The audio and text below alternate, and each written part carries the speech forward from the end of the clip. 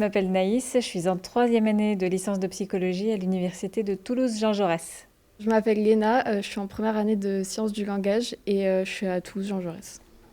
Elles étudient des matières dispensées par l'université de Toulouse. Mais ces deux étudiantes sont bien physiquement dans les locaux du campus de Périgueux. Essayer de résumer un petit peu ton cours et de l'illustrer. On va travailler là-dessus. À leur côté, un tuteur chargé de les aider à s'organiser. Voici le principe du campus connecté, pouvoir de partout choisir une formation et la suivre dans un cadre adapté.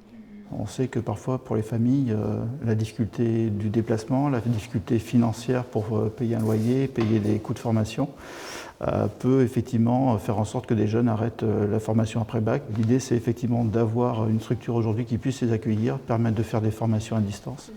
Le département de la Dordogne finance ici le projet en partenariat avec l'université de Bordeaux qui accueille la structure. En tant que tel. Pour ces étudiantes, cela constitue, selon les cas, un meilleur cadre de vie ou bien de travail.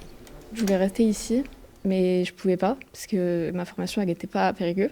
Et là, du coup, ça me permet de rester à Périgueux tout en faisant mes études. Je suis dans un lieu exprès qui a toutes les ressources pour sur place, qui n'a pas les distractions qu'il pourrait y avoir à la maison. Bon, j'ai 5 enfants, bientôt 6, donc ça, voilà, ça bouge. Et puis bon, il y a la convivialité aussi, il y a de l'entraide entre les étudiants et ça c'est précieux. 2 campus connectés à Périgueux et Bergerac existent déjà. Un 3e à Sarlat est en préparation.